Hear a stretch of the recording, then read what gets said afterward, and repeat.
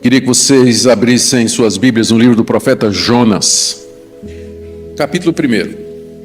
Veio a palavra do Senhor a Jonas, filho de Amitai, dizendo: Dispõe-te, vai à grande cidade de Nínive e clama contra ela, porque a sua malícia subiu até mim. Jonas se dispôs, mas para fugir da presença do Senhor, para Tarsis. E tendo descido a Jope, achou um navio que ia para Tarsis. Pagou, pois, sua passagem, embarcou nele, para ir com eles para Tarsis, para longe da presença do Senhor. Mas o Senhor lançou sobre o mar um forte vento, e fez-se no mar uma grande tempestade, e o navio estava a ponto de se despedaçar. Então os marinheiros, cheios de medo, clamavam cada um ao seu Deus, e lançavam ao mar a carga que estava no navio, para o aliviarem do peso dela. Jonas, porém, havia descido ao porão e se deitado, e dormia profundamente. Chegou-se a ele o mestre do navio e lhe disse: Que se passa contigo? Agarrado no sono? Levanta-te, invoca o teu Deus. Talvez assim esse Deus se lembre de nós, para que não pereçamos. E diziam uns aos outros: Vinde e lancemos sortes, para que saibamos por causa de quem nos sobreveio esse mal. E lançaram sortes, e a sorte caiu sobre Jonas. Então lhe disseram: Declara-nos agora por causa de quem nos sobreveio este mal, que ocupação é a tua, de onde vens, qual tua terra e de que povo és tu? Ele lhes respondeu: Sou hebreu, temo ao Senhor, o Deus do céu, que fez o mar e a terra. Então os homens ficaram possuídos de grande temor e lhe disseram: Que é isso que fizeste? Pois sabiam os homens que ele fugia da presença do Senhor, porque ele o havia declarado. Disseram-lhe: Que te faremos para que o mar se nos acalme? Porque o mar se ia tornando cada vez mais tempestuoso. Respondeu-lhes: Tomai-me e lançai-me ao mar, e o mar se aquietará, porque eu sei que por minha causa vos sobreveio essa grande tempestade. Entretanto os homens remavam, esforçando-se por alcançar a terra, mas não podiam, porque o mar se ia tornando cada vez mais tempestuoso contra eles. Então clamaram ao Senhor e disseram: Senhor, rogamos-te que não pereçamos por causa da vida desse homem, e não faças cair sobre nós esse sangue, quanto a nós inocente, porque tu, Senhor, fizeste como te aprouve. E levantaram a Jonas e o lançaram ao mar, e cessou o mar da sua fúria. Temeram, pois, estes homens em extremo ao Senhor, e ofereceram sacrifícios ao Senhor, e fizeram votos. Deparou-se um grande peixe para que tragasse a Jonas, e esteve Jonas 3 dias e 3 noites no ventre do peixe. O verso 1 diz que veio a palavra do Senhor a Jonas, filho de Amitai. Nós não sabemos muita coisa a respeito desse profeta. Algumas coisas se destacam, porém. Ele já era conhecido da nação de Israel. No segundo livro dos Reis, capítulo 14, verso 25, tem uma referência de que ele profetizou a vitória de Israel sobre a Síria, como de fato aconteceu. Ele é um dos primeiros profetas de Israel. Ele é contemporâneo de Amós, antecede Isaías, e ele viveu no tempo do rei Jeroboão II, que era uma época de grande prosperidade na nação de Israel, embora a nação de Israel estivesse desviada e voltada para a idolatria. Quando a gente fala Israel aqui, vocês têm que lembrar que Jonas vive no período do reino dividido. Israel se refere ao reino do norte, cuja capital era Samaria, e tinha 3 centros de adoração: Betel, Beceba e Gilgal. Em Betel tinha 2 bezerros de ouro, que Jeroboão I tinha feito, para atrair todos os judeus para lá, para que eles não descessem ao reino do sul, para adorar a Deus em Judá no templo. Então a nação vivia imersa em idolatria, sincretismo, mas Deus, na sua misericórdia, tinha dado ao rei Jeroboão II tino administrativo, boa estratégia militar. A nação de Israel vivia um momento de prosperidade, embora moralmente e socialmente ela estivesse bastante decadente. Outra coisa que a gente sabe a respeito de Jonas é que ele é o único profeta que foi enviado a profetizar em uma outra nação. Todos os demais profetas do Antigo Testamento, tanto os profetas menores como os maiores, eles foram mandados ou para o reino do norte ou para o reino do sul, e profetizaram dentro do povo de Deus. Jonas é o único que Deus manda ir a uma outra nação e ali anunciar a palavra do Senhor. Isso porque Deus se considera como Senhor de toda a terra. Ele não era conhecido em Nínive. Nínive tinha os seus deuses. Os assírios tinham dezenas de deuses. Porém, Deus se considerava como o único Deus supremo, Senhor de todas as coisas. Por isso ele se sente na autoridade de mandar um servo dele levar a palavra dele a Nínive e dizer: se vocês não se arrependerem, eu vou destruir vocês. Porque ele é Senhor de toda a terra. Ele passou um trator em cima dos deuses da Síria e disse: quem é Deus aqui sou eu, e vocês vão ter que se arrepender do caminho de vocês ou serão destruídos. Então isso é o que a gente sabe a respeito de Jonas. O texto diz aqui que a palavra de Deus veio a ele, e Deus lhe deu uma ordem que certamente não era uma coisa boa para Jonas. A ordem era ir à cidade de Nínive, que era a capital da Síria, 800 quilômetros ao norte, e ele devia clamar contra a cidade. E Deus diz, porque a malícia da cidade subiu até mim. Provavelmente é uma referência à imoralidade, à impiedade dos assírios, que já havia alcançado um ponto em que Deus disse, já basta. Já basta, mas antes de destruir, eu vou mandar um profeta para chamá-los ao arrependimento. Os assírios eram conhecidos pela violência da sua máquina de guerra, pela crueldade com que eles tratavam os prisioneiros. Eles não tinham dó nem compaixão dos vencidos. Eles tinham uma sede, uma ganância de poder e de dinheiro muito grande. Adoravam o seu Deus, adoravam o poder como sendo Deus. E isso foi mal aos olhos do Senhor, porque Ele observa o que acontece entre as nações. E Ele resolveu destruir a Síria, começar com Nínive. Mas na sua misericórdia Ele levanta esse profeta lá de Israel para que fosse levar a sua palavra à cidade. Essa foi a ordem que Deus deu a Jonas. Vai lá em Nínive e clama contra ela, porque a medida do pecado da cidade já chegou ao limite. O verso 3 nos traz uma surpresa. Jonas, que era um servo de Deus, que era um profeta já consagrado, ele resolve fugir da ordem de Deus. Diz aí o texto que ele se dispôs, mas para fugir. Ele vai para Tarsis. Tarsis era uma cidade que ficava no sul da Espanha. Se você olhar no mapa, ela fica 800 quilômetros no sentido contrário do que Deus estava dizendo. Então ele vai na costa, o ponto mais próximo ali era Jope, um porto fenício. Ali ele encontra um navio que vai para Tarsis, provavelmente um navio fenício, um navio cargueiro. Os fenícios eram os maiores navegadores daquela época. E se era para essa distância, devia ser um navio de médio porte para cima, cabendo umas 200 pessoas ou mais, entre tripulação, passageiros, fora a carga. Ele paga a sua passagem e diz aqui que ele queria fugir da presença de Deus. Ele era um profeta hebreu, ele sabia que não podia fugir da presença de Deus, porque o Deus dos hebreus estava em todo lugar, era onisciente, onipresente, onipotente. A expressão quer simplesmente dizer que ele queria fugir de onde ele estava, que era o local da terra de Deus. Queria fugir do templo, queria fugir de Jerusalém, queria fugir de Israel, que era o local onde Deus se manifestava mediante a sua glória no templo, na Arca da Aliança. O texto diz no verso 4 que Deus não gostou do que Jonas fez, não é? Diz aqui que Deus veio catar o profeta, ele veio atrás.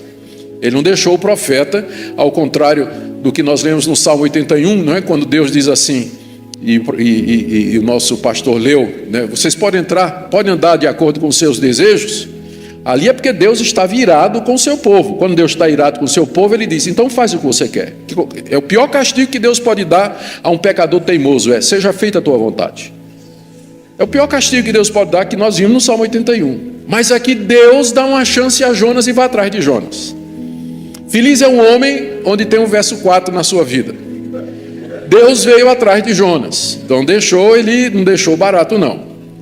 E aqui nós lemos a partir do verso 4, que Deus usa o seu poder para trazer Jonas de volta ao seu chamado original. Começa com um forte vento e se faz no mar uma grande tempestade e o navio estava a ponto de se despedaçar. O livro de Jonas mostra que Deus é Senhor de toda a criação. O mar obedece a Deus, o vento obedece a Deus, Ele vai mandar um peixe que obedece a Deus, Ele vai mandar uma planta crescer, que vai obedecer a Deus. Ele vai mandar uma lagarta comer a planta, que obedece a Deus. Aqui no livro de Jonas, tudo obedece a Deus, menos o crente. É o único que não obedece a Deus, é o crente. E Deus vem atrás do crente aqui. Tome tempestade. Diz aí o verso 5, que os marinheiros ficaram cheios de temor. E notem que eram fenícios, provavelmente, homens acostumados ao mar, marinheiros experientes, mas essa tempestade era diferente. Eles perceberam que tinha alguma coisa a mais, tanto é que depois de lançar a carga ao navio, eles estavam clamando aos seus deuses, e eles tinham muitos. Então, na hora da tempestade, todo mundo clama ao seu Deus, não é? Só existe ateu enquanto o pitbull não pula a cerca. Depois que o pitbull pulou a cerca, todo mundo clama a um Deus, né? De alguma forma. E os marinheiros começaram a clamar a Deus, não é? Clamar a Deus porque eles viram que aquela tempestade não era natural, era alguma coisa extraordinária. Eles nunca tinham visto uma tempestade como aquela. Lançaram fora a carga do navio, que era o lucro deles. Enquanto isso, Jonas está dormindo no porão. O sono da insensibilidade, da insensatez e da irresponsabilidade. Enquanto o pau quebra lá fora, não é? A coisa está tocando horror lá, Jonas está dormindo no porão do navio. O mestre do navio se chega a ele, diz o verso 6, e diz: levanta-te, invoca o teu Deus, talvez esse Deus se lembre de nós, para que não pereçamos. Assim era o pagão, eles tinham muitos deuses, não importava que Deus respondesse, desde que ele ficasse livre. Qualquer Deus que desse livramento para o pagão está ótimo, não para nós. Mas para o ímpio, qualquer entidade, qualquer coisa que ele traga a resposta para os seus problemas, para ele está bem. Não, invoca o teu Deus, eu não sei nem quem é. Tanto é que mais adiante ele pergunta: quem é o teu Deus, né? Não sei nem quem é o teu Deus, mas quem sabe ele responde isso aí. E aí resolveram descobrir quem era o causador daquela tempestade, que para eles era mais do que uma tempestade natural. Eles então acreditaram que alguém tinha ofendido algum Deus, e que tinha algum Deus com raiva e indignado com alguém ali naquele navio, e que era preciso descobrir que Deus era e quem é que tinha ofendido esse Deus para poder salvar a vida desse pessoal. E naquele tempo se usava o sistema de lançar sortes, que hoje a gente chama de palitinho, né? Jogar no dado, enfim, qualquer outra coisa. Naquela época era comum se procurar a vontade dos deuses através das sortes. Esse processo era usado inclusive na nação de Israel. O sumo sacerdote, ele tinha no peitoral 12 pedras preciosas, cada uma representando uma das tribos de Israel, e então aquilo era chamado de Urim e Tumim. E quando se queria saber a vontade de Deus sobre um determinado assunto, aquelas 12 pedras eram jogadas e o sacerdote então descobria através das pedras qual era a vontade de Deus. É um método que não existe mais no Novo Testamento, se você está se entusiasmando com isso.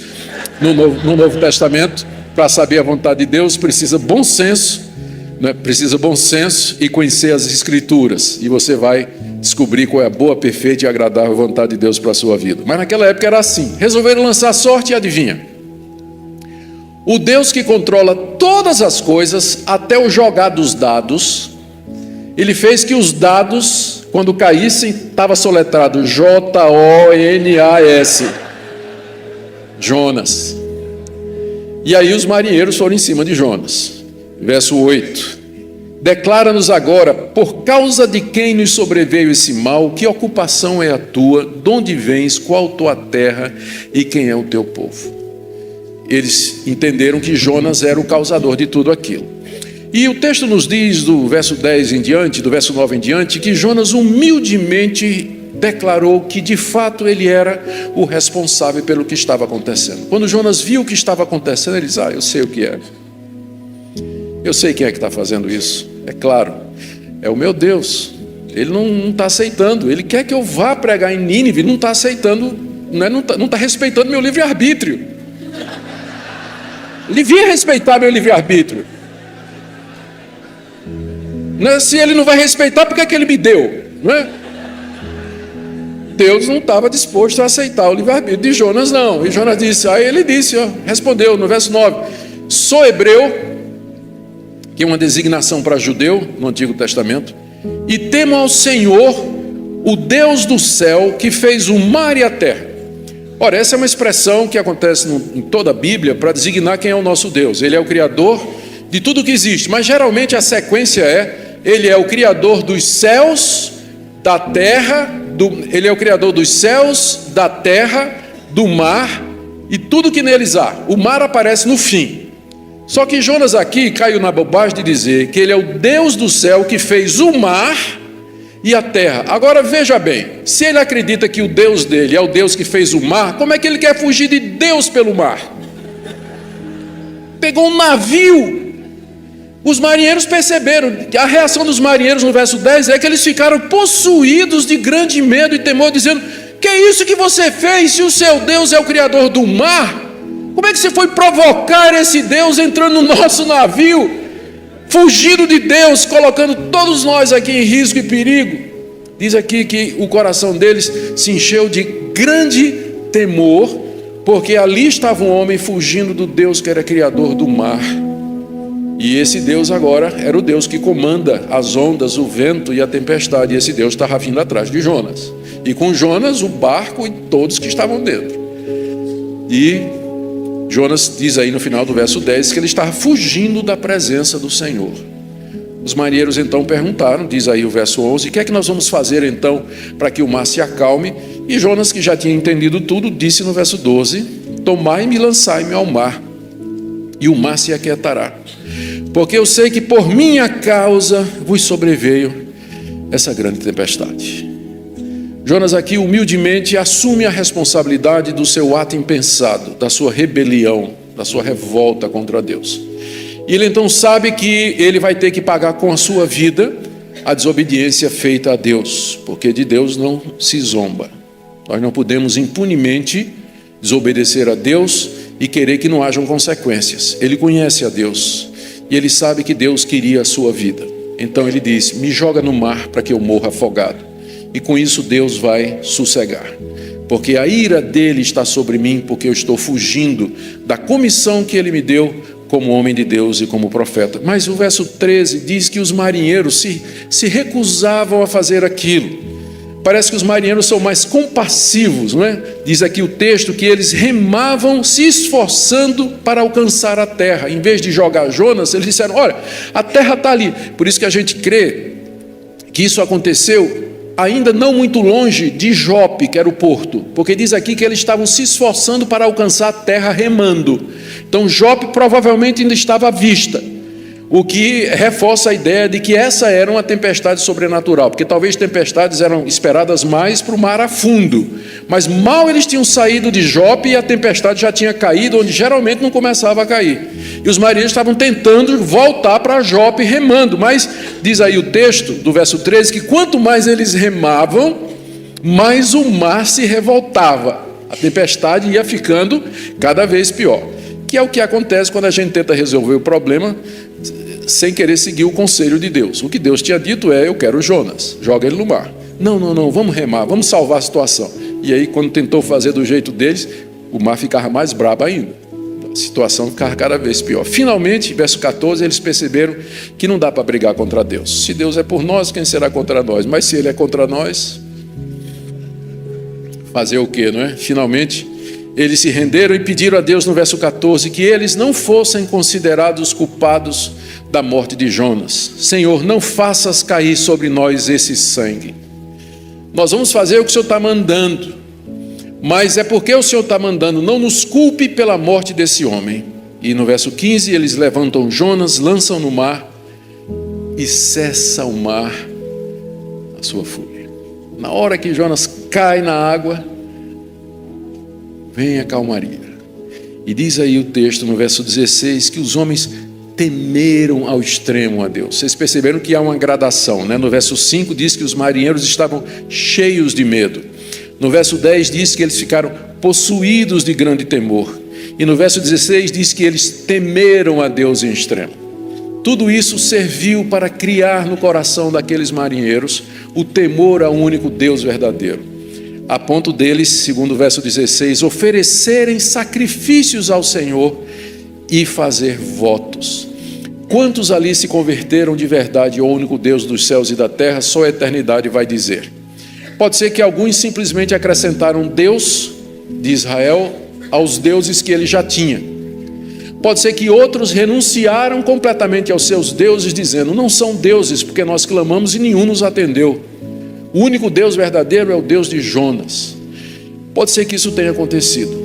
E pode ser que na glória nós encontremos alguns desses marinheiros que se converteram durante aquele evento. O que mostra que Deus, Ele está trabalhando, mesmo no meio do caos aparente. Enquanto a tempestade está rugindo, a perplexidade, a angústia, as pessoas estão sem saber o que fazer, a proximidade da morte, mas Deus está cumprindo um plano.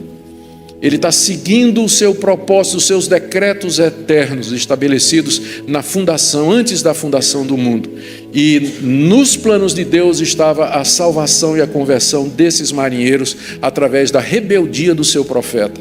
Deus transformando o mal em bem e usando os meios que Ele quer para atingir os propósitos que Ele determinou. E o verso 17 diz que Deus preparou um grande peixe para que tragasse a Jonas.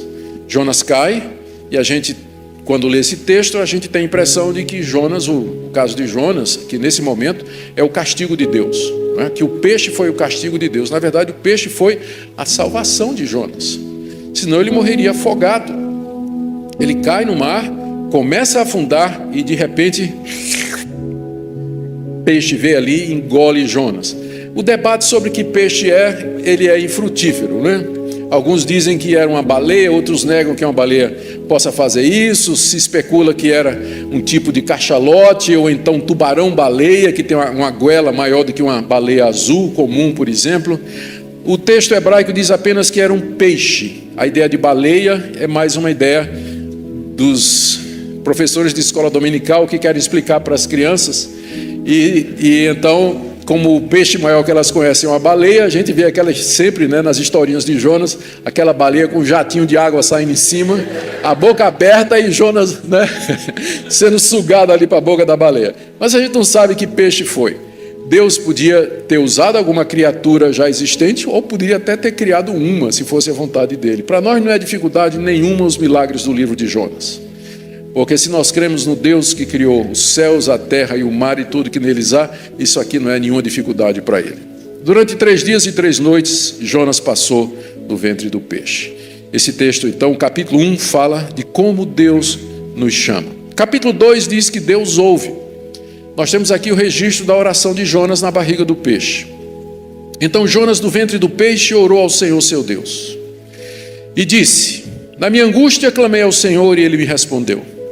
Do ventre do abismo gritei e tu me ouviste a voz, pois me lançaste no profundo, no coração dos mares, e a corrente das águas me cercou. Todas as tuas ondas e as tuas vagas passaram por cima de mim. Então eu disse: lançado estou de diante dos teus olhos, tornarei porventura a ver o teu santo templo. Primeiro ele queria fugir da presença de Deus no templo, agora ele diz: eu era feliz e não sabia, não é? Será que eu tornarei a ver o teu santo templo? As águas me cercaram até a alma, o abismo me rodeou, as algas se enrolaram na minha cabeça. Desci até os fundamentos dos montes, desci até a terra cujos ferrolhos se correram sobre mim para sempre. Contudo, o contudo aqui marca a intervenção de Deus, talvez aquele próprio momento em que o peixe o engole e o leva para cima. Contudo, fizeste subir da sepultura a minha vida. Ó Senhor meu Deus, quando dentro de mim desfalecia a minha alma, eu me lembrei do Senhor, e subiu a ti a minha oração no teu santo templo. Os que se entregam à idolatria vã abandonam aquele que lhes é misericordioso, mas com a voz do agradecimento eu te oferecerei sacrifício. O que votei pagarei, ao Senhor pertence a salvação. Falou, pois, o Senhor ao peixe, e este vomitou a Jonas na terra. A oração de Jonas, ela foi composta depois pelo profeta, ela está na forma de um salmo. Isso é natural porque é a linguagem do israelita piedoso. Quando o israelita piedoso queria expressar seus sentimentos diante de Deus, ele usava a poesia hebraica. Jonas conhecia os salmos de Davi. O próprio Jesus, na hora da sua angústia, na cruz do Calvário, ele usou um dos salmos de Davi para expressar o que ele estava sentindo. Deus meu, por que me desamparastes? Então era perfeitamente natural que Jonas depois, ao sentar para escrever a sua história, ele registrasse a sua oração na forma de um salmo. Na verdade, é diferente, o Salmo 2 é diferente de todo o resto do livro. O resto do livro é prosa, é história, o Salmo 2 é um salmo. Aliás, o capítulo 2 é um salmo. Aqui nessa que é a oração de Jonas, do verso 2 até o verso 6, ele está descrevendo os sentimentos que lhe passaram pela mente enquanto ele afundava. Eu queria que vocês procurassem visualizar isso. Enquanto ele afundava ali, todos esses pensamentos vieram à sua cabeça. Ele disse: Senhor, eu da minha angústia estou te clamando.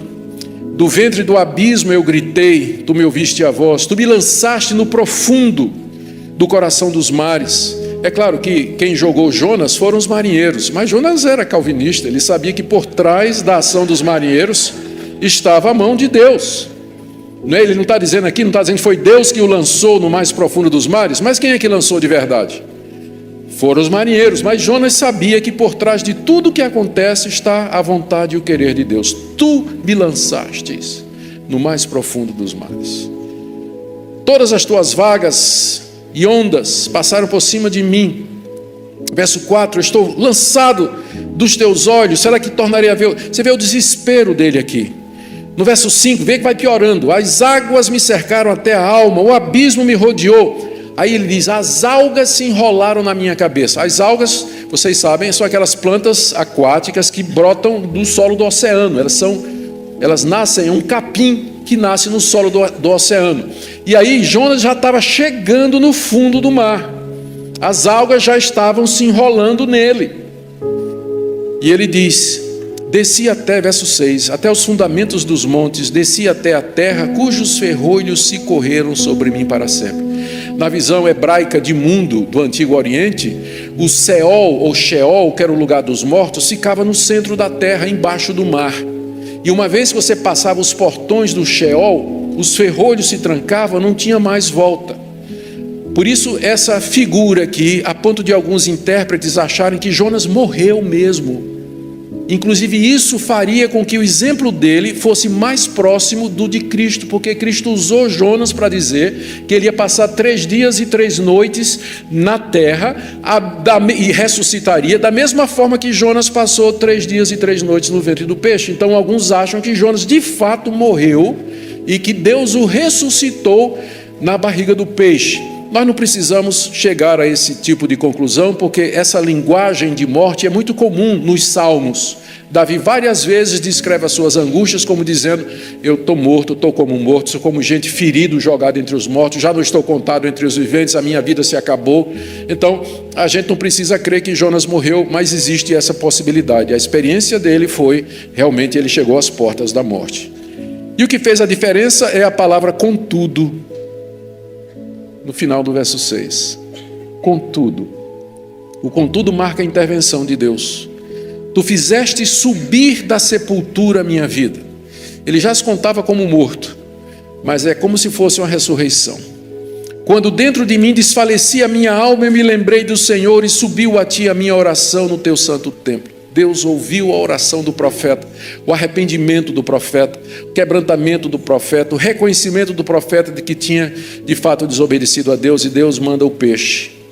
E o peixe então engole Jonas e o salva de morte certa, ele que estava já próximo a perecer. E ele tira 3 lições do episódio. Primeiro, no verso 8, os que se entregam à idolatria vã abandonam aquele que lhes é misericordioso. Ele pode estar fazendo a referência aos fenícios, que eram, ou aos assírios, aos quais ele vai pregar, e que haviam sido entregues à idolatria vã, adoravam ídolos vãos, que não podem salvar, como Deus que o havia salvado, e assim eles estavam rejeitando aquele que poderia ser misericordioso para com eles, ou, mais provável, Jonas escreve esse livro para ser lido pelos seus contemporâneos em Israel. E como eu disse, os judeus estavam vivendo um período de grande idolatria debaixo de Jeroboão II. Com essa oração e com esse episódio, Jonas está querendo dizer, ele é o único Deus verdadeiro. Olha a minha história. E vocês estão adorando ídolos vãos. Ele é o único Deus misericordioso que me atendeu na minha aflição, mesmo que tenha sido causada pela minha desobediência. Quem abandona a Deus e vai para ídolos vãos, está rejeitando aquele que é misericordioso. A segunda conclusão de Jonas está no verso 9, ele resolve que vai se dedicar a Deus com minha voz do agradecimento. Eu te oferecerei sacrifício, o que votei pagarei. É como se ele dissesse, Deus, se o Senhor me tirar dessa, eu vou no templo de Jerusalém oferecer sacrifícios, e eu vou pagar o que eu te votei. Ali é a segunda conclusão, a resolução de Jonas. A terceira, final do verso 9. Ao Senhor pertence esse bem que pode ser o lema do livro de Jonas. Ao Senhor pertence a salvação, ou seja, Deus salva quem Ele quer. Jonas não queria ir para Nínive pregar, porque os assírios eram inimigos do povo judeu. Os assírios já tinham invadido o reino do norte uma vez, já tinha feito estragos entre o povo judeu e se projetava no cenário internacional como sendo o poder dominante. Jonas tinha todos os motivos para não querer ir à Síria. Eu fico imaginando quando Deus o chamou a primeira vez, ele talvez dizendo assim: mas pregar em Nínive, capital da Síria, nossos inimigos, aqueles pagãos, o senhor deveria destruir aquele povo, como o senhor fez com Sodoma e Gomorra. Em vez disso, o senhor quer que me mande lá para pregar arrependimento? Está errado, Deus. O senhor não pode salvar esse povo, não. Agora Jonas chegou a uma conclusão diferente. Ao Senhor pertence a salvação. Ele salva quem Ele quer. Ele salva a sua sogra, seu vizinho chato, o tocador de funk paulista que mora na casa à frente ao seu lado. Ele salva quem Ele quer. Ao Senhor pertence a salvação. Jonas achava que ele estava certo em não querer ir para Nínive e que Deus estava errado em querer levar um profeta lá. Mas agora Jonas se convenceu: ao Senhor pertence a salvação. E de fato, Jonas viu o efeito que o episódio do mar teve naqueles fenícios e como eles temeram a Deus. Ao Senhor pertence a salvação. O verso 10 diz que Deus falou ao peixe. Que linguagem é? A gente não sabe, a gente não fala peixeis, Mas Deus fala a língua da sua criação. Ele falou ao peixe e diz aí que o peixe vomitou Jonas na terra. Algumas observações aqui. Algumas pessoas, quando lê esse versículo, pensam que o peixe vomitou Jonas nas praias de Nínive. Nínive não tem praia. Ele vomitou Jonas em Jope. Jonas voltou para estaca zero, tinha que andar mais 800 quilômetros para o norte. Se tivesse obedecido a Deus, já estava chegando lá, na primeira vez. O peixe vomita Jonas na praia de onde ele tinha saído, lá em Nínive. Nínive, é verdade, ficava naquela região da Mesopotâmia, cortada pelo rio Tigre e Eufrates, aquela região, mas não ficava à beira de nenhum mar, onde o peixe pudesse ter acesso. Então a única opção é que o peixe o traz de volta ali para o lugar onde ele tinha voltado. A segunda observação é que propositadamente Jonas colocou aqui que ele foi vomitado. Podia ter sido cuspido, lançado, mas vomitado revela. Esse é o termo que é usado lá em Apocalipse, quando o Senhor Jesus diz: você não é quente nem frio, tu és morno, estou a ponto de vomitar-te da minha boca. A expressão, ela é usada para expressar, para revelar ou refletir aquele sentimento de quase que nojo que a gente sente, por exemplo, quando a gente come piqui, ou deixa eu ver outra coisa aqui nojenta. Eu não me lembro de nada nojento aí. Não é que dá náusea, ânsia de vômito. Sabe aquela coisa que dá ânsia de vômito na gente? Buchada de bode não, que é uma maravilha lá do Nordeste. Mas aquelas outras coisas que você vê assim, dá uma ânsia de vômito. Pois o peixe aqui, o peixe vomita Jonas. A gente fica pensando no sofrimento de Jonas 3 dias no ventre do peixe, e ninguém pensa no sofrimento do peixe. 3 dias com aquela coisa dentro dele, ele com ânsia de vômito, o peixe o tempo todo. Que alívio para o peixe quando Deus diz: pode vomitar. O peixe pegou o saco, de vômito. Estou Jonas lá no meio da praia. Isso aqui se reflete o que é que Deus sentia com a atitude de Jonas. A palavra vomitar aqui é usada de propósito. O peixe vomitou Jonas na beira do mar. Agora vamos ler a história do maior avivamento do mundo. Eu tinha que fazer o contexto para vocês entenderem porque é que esse é o maior avivamento do mundo. Capítulo 3. Veio a palavra do Senhor segunda vez a Jonas, dizendo: dispõe-te, vai à grande cidade de Nínive e proclama contra ela a mensagem que eu te digo. Levantou-se, pois, Jonas e foi a Nínive, segundo a palavra do Senhor. Ora, Nínive era cidade muito importante diante de Deus, e 3 dias para percorrê-la. Começou Jonas a percorrer a cidade de caminho de um dia, e pregava e dizia: ainda 40 dias, e Nínive será subvertida. Deixe-me dar algumas explicações aqui. Existem algumas dificuldades no texto. A primeira delas é em que língua Jonas falou. Porque Jonas era hebreu, falava hebraico, e os ninivitas falavam aramaico. A distância do aramaico para o hebraico é mais ou menos do português para o italiano, ou talvez o francês. Então, algumas coisas são parecidas. Se coincidir que o vocabulário seja semelhante, é possível uma comunicação, mas muito básica. Talvez Jonas falou através de um intérprete, ou talvez Jonas sabia um pouco de aramaico, que não é provável. Qualquer que seja a forma, ele vai e ele começa a falar na cidade a mensagem que Deus lhe deu. Segunda coisa, é o tamanho da cidade. Diz aí no verso 2, Deus repetindo: vai à grande cidade de Nínive e proclama contra ela a mensagem que eu te digo. Nós vamos ler mais adiante no verso 11 do capítulo 4, que Nínive tinha 120 mil pessoas que não sabiam discernir entre a mão direita e esquerda, uma provável referência a crianças. Se eram 120 mil crianças, então a cidade devia ter pelo menos 500.000 de habitantes. Era uma cidade grande, muito grande. E diz aqui que ela era importante diante de Deus pelo seu tamanho, porque de lá saiu o comando da Síria, que era a nação mais proeminente no cenário internacional. Era uma cidade que tinha grande valor diante de Deus, que levava 3 dias para percorrer. Ora, a gente percorre andando normalmente, uma pessoa que está com um passo normal, ela anda numa hora 5 quilômetros. 5 quilômetros por hora. Se Jonas andasse 10 horas, são 50 quilômetros. 3 dias, 150 quilômetros para percorrer a cidade. Se fosse de norte a sul, então de fato era uma cidade muito extensa, bastante extensa, mesmo pelos padrões daquela época. E além disso, a arqueologia nos revela que Nínive era uma cidade muito bem construída. Foram descobertos diques antigos, construções portentosas. A muralha de Nínive era tão larga que dava para passar 3 carruagens em cima. Tinha jardim zoológico nas ruínas da antiga Nínive. Então era uma cidade de fato muito grande, muito rica e muito poderosa. A tarefa de Jonas é anunciar a mensagem de Deus contra aquela cidade. Jonas ganhou uma segunda chance. É isso que Jonas é o filho pródigo do Antigo Testamento, não é?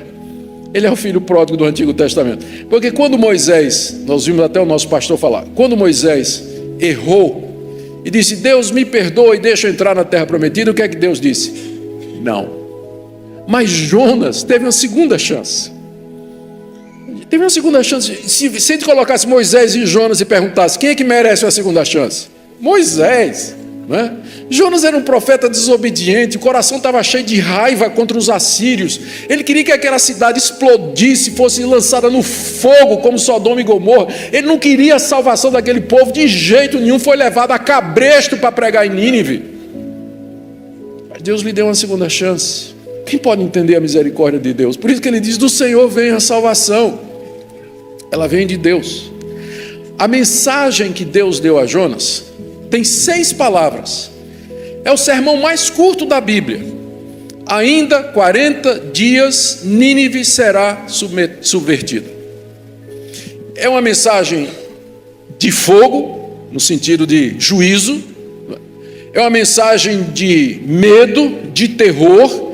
E é uma mensagem que já anuncia o castigo. Daqui a 40 dias Nínive será subvertida. A palavra subvertida é a mesma palavra que aparece lá em Gênesis, quando o texto de Moisés diz que Deus fez cair fogo do céu e subverteu Sodoma, Gomorra e as cidades circunvizinhas. Subverteu, é o mesmo verbo aqui. Então, o que Jonas está dizendo é: o que vai acontecer com Nínive é a mesma coisa que aconteceu lá na Palestina com Sodoma e Gomorra. Em 40 dias Deus vai fazer cair fogo do céu, fogo e enxofre, e vai consumir vocês. Imagine a situação: um hebreu desconhecido, numa cidade de talvez 500.000 de habitantes, falando uma língua que não era dele, de má vontade, orando para que ninguém se convertesse com a pregação dele. E a mensagem dele era: daqui a 40 dias vai cair fogo do céu e consumir vocês. E diz aqui o texto que Jonas começou a percorrer a cidade caminho de um dia, pregando: ainda 40 dias Nínive será subvertida. Ainda 40 dias Nínive será subvertida. Ainda 40 dias Nínive será subvertida. Ele saiu andando, pregando. Foi pelo mercado, foi pela praça, passou pelas ruas. Gente, quais são as chances, ou quais eram as chances de acontecer alguma coisa com a pregação de Jonas? Nada. Era para ser apedrejado, morto ali por um soldado. Quem é esse doido? Ou então jogado na prisão. Ou mais um maluco aqui, ó, joga na prisão. Quais eram as chances desse homem que não queria a conversão do povo a quem ele pregava, que odiava aquele povo, que achava que Deus não estava certo em mandá-lo para lá, que estava sendo levado à força para pregar o evangelho, numa língua que não era a língua dele, numa cidade totalmente hostil e desconhecida? Quais eram as chances de acontecer alguma coisa ali? Humanamente falando, nenhuma. Mas olha o que aconteceu, verso 5. Os ninivitas creram em Deus mais do que Jonas. Eles creram em Deus. Os ninivitas creram em Deus e proclamaram jejum e vestiram-se de pano de saco, desde o maior até o menor. Chegou a notícia ao rei de Nínive, que se levantou do trono, tirou de si as vestes reais, se cobriu de pano de saco, se assentou sobre cinza e fez proclamar e divulgar em Nínive um decreto dizendo, por mandado do rei, seus grandes: nem homens, nem animais, nem bois, nem ovelhas provem coisa alguma, nem os levem ao pasto, nem bebam água, mas sejam cobertos de pano de saco, tanto os homens como os animais, e clamarão fortemente a Deus, e se converterão cada um do seu mau caminho e da violência que há nas suas mãos. Quem sabe se voltará a Deus e se arrependerá e se apartará do furor da sua ira, de sorte que não pereçamos. Não existe registro na história de algo tão extraordinário como isso que aconteceu. Os críticos da Bíblia, eles dizem, isso aqui não pode ter acontecido. Nós temos os anais, as histórias dos reis da Síria, e nada é mencionado a respeito desse episódio aqui, que mudou a cidade inteira, mudou a capital da Síria. O próprio rei se converteu ao Deus dos judeus. Passou um decreto dizendo que todo mundo é crente agora. No meu reino todo mundo é crente, é o Deus de Israel. É jejum, pano de saco e oração. Até os bichos também, vai jejuar e botar pano de saco. Tudo. Gente, a dimensão disso é tão grande que os críticos dizem, isso deveria ter deixado algum rastro na história. Agora, a gente sabe por que é que não tem isso aqui, rastro na história, alguns motivos. Primeiro, porque os efeitos disso aqui não vai durar muito. 30 anos depois, menos de 30 anos depois, um rei da Síria chamado Pul, ele já está invadindo o norte de Israel. E pouco tempo depois, Senaqueribe promove aquela grande invasão à Síria que vai levar o reino do norte completamente cativo. Por isso que nós dissemos de manhã, os avivamentos eles têm duração curta. Essa geração aqui conheceu a Deus, mas a próxima já não conhecia. Por isso que a gente precisa ter cuidado em pensar que avivamento é alguma coisa que vai acontecer naturalmente. Se aconteceu conosco, os nossos filhos também, eles vão experimentar. Não vão, não. Eles têm que se converter eles mesmos. Eles têm que passar por essa experiência eles mesmos. Menos de 30 anos depois, a Síria está de volta à idolatria, está de volta ao ataque à nação de Israel. Então isso foi um alívio momentâneo que Deus trouxe no cenário mundial para salvar alguns daquele povo segundo a sua misericórdia. Segunda coisa, quem escreve a história são os vencedores e os escrivãos oficiais e os reis. Eu imagino o rei da Síria, o rei que veio depois desse rei aqui, que a gente não sabe o nome. O rei que veio depois disso aqui, quando pegasse as crônicas para ler a história do rei anterior e tivesse lá escrito que esse rei tinha se convertido ao Deus de Israel, tinha colocado um altar ao Deus de Israel e tudo mais. Não, mas isso é uma desonra para nós. Nós temos os nossos deuses. Escrivão, apaga isso aí. Vocês já ouviram falar em revisão da história, não já? Então, tem até Comissão da Verdade no Brasil, não é? Exatamente para reescrever a história. Não há dúvida, a história foi apagada, reescrita, porque não interessa aos registros do rei da Síria, isso que para ele seria uma vergonha. A nação inteira, a cidade inteira abandonou os seus deuses e se converteu ao Deus de Israel. Uma cidade desse porte. Entretanto, que ela é verdadeira, que isso tudo é verdadeiro, nós sabemos. O Senhor Jesus, em Mateus capítulo 12, de 40 a 41, ele diz que no dia do juízo, os ninivitas se levantarão com essa geração, porque eles se arrependeram com a mensagem de Jonas, e está aqui quem é maior do que Jonas. No dia do juízo, os ninivitas estarão lá. E eles vão dar testemunho, porque eles se converteram através de um profeta de má vontade, que tinha um sermão de 6 palavras, que só falava de juízo e que não queria que ninguém se convertesse. E no dia do juízo eles vão comparecer e ser testemunha contra nós, contra essa geração que ouve o Evangelho, ouve falar do amor de Deus, tem chance após chance de se arrepender dos seus pecados, de viver uma vida santa para Deus, mas simplesmente vai procrastinando, vai deixando para lá, vai deixando para depois. Por isso que nós dizemos que esse foi o maior reavivamento da história. Nunca houve coisa semelhante. No dia de Pentecostes, Pedro pregou um sermão extraordinário, 3.000 se converteram. Nos grandes avivamentos que nós encontramos, o registro aí, nós temos números maiores do que esse aqui, mas foram durante anos. Isso aqui foi num dia, 3 dias no máximo que aconteceu isso aqui. Noé pregou 120 anos, não converteu ninguém. Jonas prega uma vez em Nínive, a cidade inteira se converte. Eu não entendo Deus. Por isso nós já podemos tirar algumas lições aqui. Avivamento é obra de Deus. Ele usa quem Ele quer, onde Ele quer, quando Ele quer e da maneira que Ele quer. Eu não estou dizendo isso para desanimar a gente de orar por avivamento. Nós temos que orar por avivamento, nós temos que pedir a Deus. O próprio Senhor Jesus nos encoraja a fazer isso. Se vós que sois maus sabeis dar coisas boas aos seus filhos, quanto mais o Pai Celestial dará o Espírito Santo àqueles que o pedirem. Então Deus está disposto a fazer isso.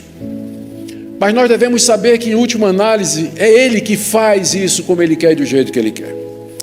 Eu vou contar uma história que aconteceu comigo, não gosto muito de falar de mim. Mas essa história só aconteceu também uma vez na minha vida, por isso foi em Recife. Eu creio que já contei essa experiência aqui. Eu era pastor em Recife pelo meu primeiro turno. Fui pastor na cidade de Recife essa é a minha 3ª vez lá. E eu tive a oportunidade de pregar no aniversário da Igreja Presbiteriana das Graças. Não sei se Arival estava no seminário nessa época, Arival, na minha primeiro tempo que eu era. Foi mais ou menos aí em 86, 87 por aí. Eu fui chamado a pregar na Igreja das Graças, que é a maior igreja presbiteriana da cidade. E era aniversário da igreja, o pastor Elben César me convidou, eu tinha que pregar sábado à noite, domingo de manhã, domingo à noite. Preguei sábado à noite, igreja lotada, preguei domingo de manhã, igreja lotada, de tarde eu fiquei gripado. Mas daquela gripe, sabe, que derruba você mesmo, que você não tem condição. Eu pensei em ligar para o pastor Elben e dizer, olha, Elber, e dizer, pastor, não tenho condição de hoje à noite não. Eu estou aqui deitado, nem preparei, não sei nem o que eu vou pregar. Eu ia fazer isso hoje de tarde, mas eu estou aqui, não tenho condição nenhuma. Pensei em fazer isso. Mas eu disse, é a última noite, há uma expectativa, eu vou de qualquer jeito. Aí me arrastei para a igreja. Eu não sabia nem o que pregar. E eu disse, o que é que eu vou falar, Senhor? Eu disse, eu vou falar a minha devocional. Eu me lembro da devocional, eu tinha lido a Bíblia, né? Eu tinha feito a minha hora devocional, e eu tinha lido aquela passagem de Mateus, onde Jesus disse que seu irmão pecar contra ti, não é que se você trouxer ao altar a sua oferta e lembrar que seu irmão tem alguma coisa contra você, você deixa diante do altar a oferta e vai se reconciliar com seu irmão. E aí depois você vem e faz a oferta. Eu tinha lido aquilo na minha devocional. Eu disse, eu vou compartilhar, não vou nem pregar, não é porque eu não tenho condições, eu vou compartilhar. Eu estava preparado para pregar o pior sermão da minha vida. Quando o culto começou, me deram a palavra, eu subi para pregar, expliquei que eu estava doente, não é que eu ia apenas compartilhar aquilo que eu tinha lido aquele dia. Quando eu acabei de falar, uns 15 minutos, foi também um dos sermões mais curtos da minha vida, quando eu acabei de falar que eu me sentei, eu queria um buraco para me esconder. Por conta que eu tinha profunda certeza que eu tinha decepcionado a expectativa de todo mundo. E de repente o pastor se levantou surpreso, com o tempo curto da pregação. O pastor Elba orou, levantou a igreja para dar a bênção, aí uma mão se levanta. Era desse lado aqui. Otton Guanais Dourado Filho, o Otão, diácono da igreja. De grande porte, que eu não posso usar determinados nomes para não ser acusado de gordofobia. Então, era de grande porte. O outro levantou a palavra. Gente, um presbiteriano levantar a mão durante o culto é avivamento, já está começando. Está começando. O outro levantou a mão lá no meio, antes o pastor dar a bênção. Dizia, eu quero falar. Ué, Aí na igreja batista, mas o pastor disse, tá bom. Aí lá vem o Otto, desceu, subiu, pegou o microfone, olhou para o pastor Elber, disse, pastor, eu queria lhe pedir perdão, porque eu tenho falado mal do senhor nas suas costas. Tenho falado mal do senhor na minha casa, na minha família, na minha mesa, com outras pessoas, e eu nunca vim falar com o senhor, e esse texto está dizendo aqui, que se eu não posso adorar a Deus enquanto eu não vier colocar isso, Senhor, diante do Senhor. E como eu tenho falado publicamente com muitas pessoas, eu quero lhe pedir perdão agora em público diante da igreja. O pastor ficou assim, sem saber o que fazer. Aí pegou o microfone, perdoou. Aí uma moça desse lado aqui levantou a mão, eu também quero. Aí não esperou nem o microfone chegar. Ela virou-se para outra moça no outro lado e disse, fulano, eu quero te pedir perdão, porque eu estou fazendo isso, isso e isso contigo, estou falando mal de você, por favor, me perdoa. A outra disse, está perdoada, me perdoa, porque eu estou fazendo a mesma coisa. Aí se levantou outro, aí fizeram fila.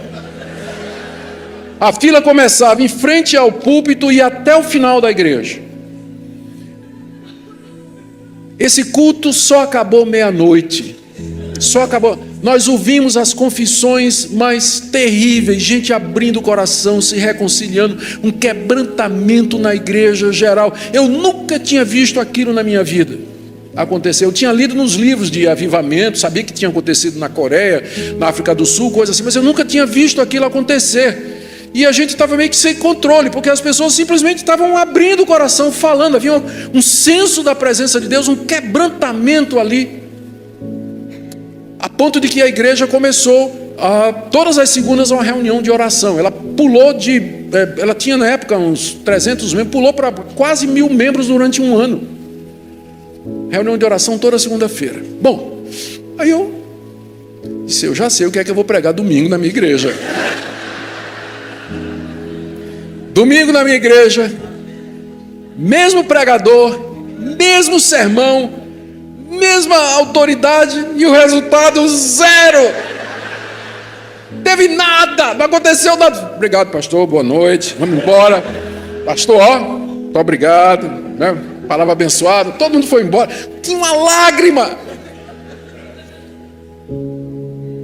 É Deus, é a graça soberana de Deus.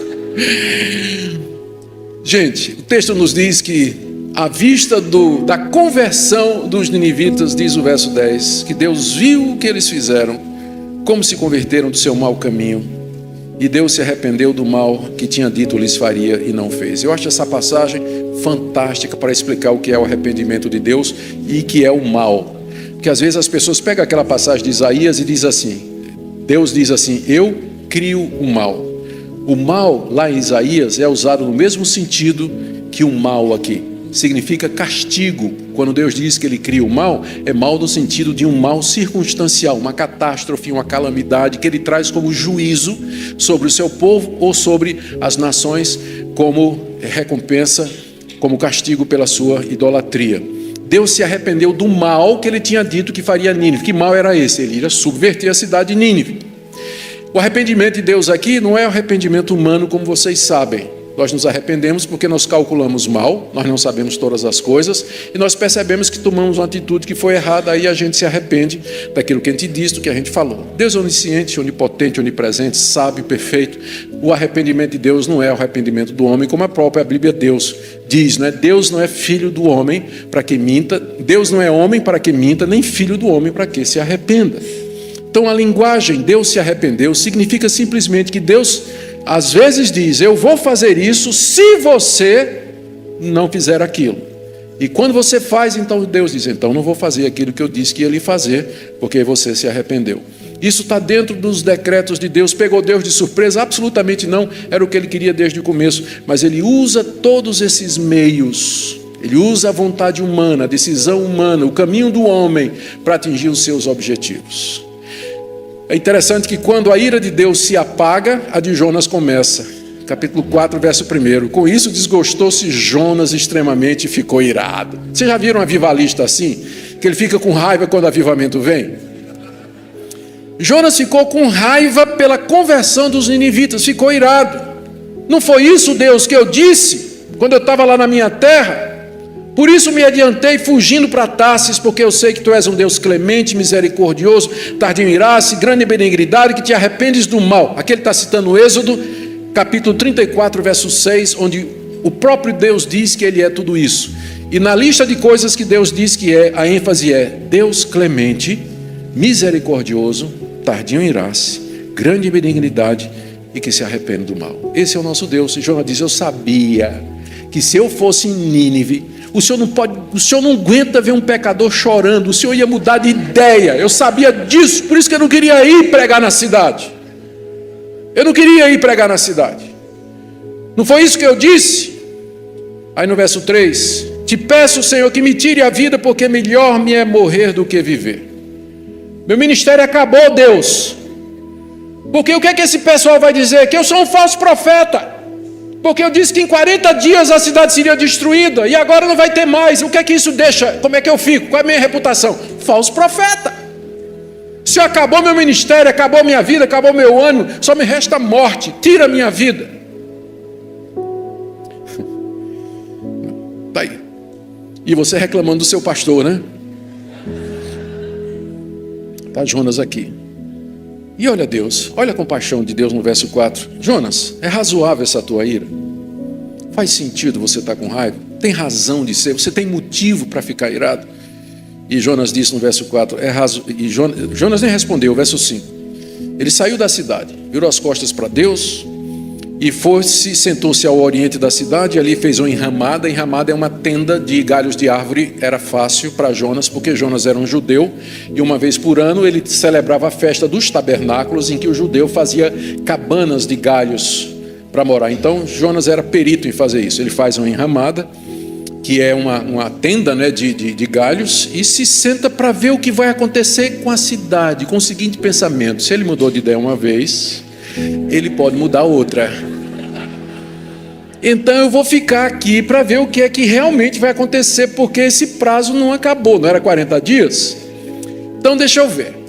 Terminados os 40 dias, não aconteceu nada. Eu imagino a felicidade daquele povo, né? O rei e os seus moradores e súditos, né? Louvando a Deus, glorificando a Deus, porque acharam o verdadeiro Deus. E Jonas ressentido lá no monte, olhando a cidade, vendo a festa lá embaixo, e ele lá resmungão. Aí Deus, que manda em tudo, verso 6, faz subir uma planta por cima de Jonas, para trazer sombra sobre a sua cabeça. Um afago de Deus, uma cortesia do Todo-Poderoso, né, para ele, apesar de tudo, a fim de o livrar do desconforto, porque ali o sol é inclemente. E Jonas se alegrou em extremo por causa da planta. É a única vez no livro onde diz que Jonas se alegrou. O resto é só ira. Ele não se alegrou com a conversão dos fenícios no barco. Ele não se alegrou com a conversão dos ninivitas. Mas ele se alegra agora quando Deus dá um conforto para ele, um mimo para ele. Ele fica alegre. Não é a nossa tendência? A gente se alegra quando Deus dá uma piscadinha e diz: cortesia do Todo-Poderoso. A gente fica feliz com aquele mimo. E a gente não sente nada com relação às multidões que se perdem, aos ímpios, ao estado da igreja. A gente é tão egoísta a ponto de ser como Jonas. Mas Deus iria acabar com a alegria de Jonas rapidinho, né? Verso 2, 7, Deus manda no dia seguinte a subir da alva um verme que feriu a planta e esta secou. Os estudiosos debatem aqui que planta era essa. Teve uma disputa no século IV entre Agostinho e Jerônimo sobre a tradução dessa palavra planta. Um dizia que era uma boboreira e outro dizia que era uma videira. Talvez alguma tradução aí traga boboreira ou videira, porque até hoje tem essa discussão que tipo de planta é. Começou no século IV com uma troca de cartas entre Jerônimo e Agostinho. Eles brigaram durante 2 anos para saber qual era a tradução correta. A gente precisa de teólogos, mas não tanto, né? O que importa aqui não era se era boboreira ou videira, mas que causou, era grande o suficiente para fazer sombra na cabeça de Jonas. Às vezes os teólogos, aqui eu já estou atacando o meu lado, às vezes os estudiosos ficam discutindo picuinha que não tem relevância nenhuma para a vida da igreja, não tem relevância nenhuma para a obra da igreja. O que importa é o ponto da passagem. A planta secou. Quando nasceu o sol, Deus mandou um vento calmoso oriental, chama-se Siroco. É um vento quente que vem do deserto, cheio de partículas de areia, que faz com que a temperatura suba rapidamente. Deus mandou o Siroco, esse vento que veio em cima de Jonas, de maneiras que Jonas pediu a morte de novo, dizendo: é melhor morrer do que viver, não aguento esse calor, Deus, não aguento esse calor. Então Deus perguntou a Jonas pela segunda vez: é razoável essa tua ira por causa da planta? E Jonas respondeu: é razoável a minha ira até a morte. Ou seja, Deus, eu estou pronto para morrer de raiva. Primeiro o Senhor me tira da minha terra, me faz passar 3 dias na barriga de um peixe, me faz andar 800 quilômetros, converte esse povo que não merecia ser salvo. A única coisa que me restava ainda era essa planta, e o Senhor tira ela de mim. Eu tenho todo o direito de ficar com raiva. Não é essa a nossa atitude com frequência? E esse foi o homem através de quem veio o maior avivamento da história. Foi através dele, a pregação dele. Eu estou com raiva até a morte. A lição de Deus que termina o livro, verso 10. Tu tens compaixão da planta que não te custou trabalho, a qual não fizeste crescer, que numa noite nasceu e numa noite pereceu. Não hei de eu ter compaixão da grande cidade de Nínive, em que há mais de 120.000 pessoas que não sabem discernir entre a mão direita e a mão esquerda, e também muitos animais? O livro termina sem resposta.